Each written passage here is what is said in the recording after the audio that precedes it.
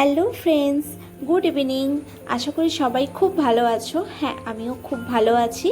So friends, আমি এখন একটু স্টেশনে বেরোচ্ছি, তো ভাবলাম যে তোমাদের সাথে আজকে এই ভিডিওটা শেয়ার করব।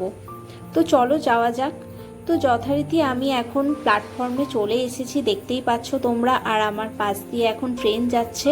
আর এই ইভিনিং টাইমে প্রচুর ভিড় হয়, মানে ভীষণভাবে ভিড়, বলার কথা নয়।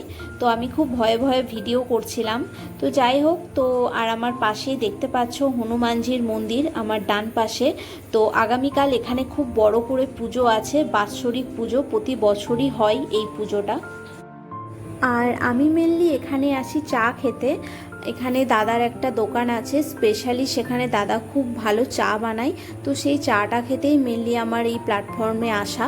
আর মুড়ি মশলা বা চিড়ে ভাজা এইসব কিনি। তো চলো দেখা যাক আজকে দাদা দোকান খুলেছে কিনা।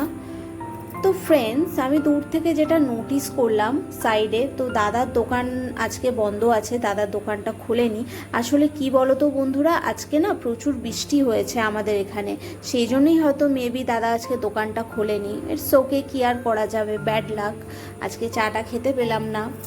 সো আজকে বাড়িতেই না হয় চা বানিয়ে খেয়ে নেব। ওকে চলো ফ্রেন্ডস, তাহলে মুড়ি মশলা কিনতে যাই, মুড়ি মশলা কিনে দেন বাড়ি ব্যাক। আর তাছাড়াও আমি মাঝে মাঝে বেরোই একটু চিল করার জন্য, বিকজ বাড়িতে একঘেয়েমি বসে থাকতে কারোরই ভালো লাগে না। সো একটু টাইম স্পেন্ড করতেও আমি এই প্ল্যাটফর্মে আসি।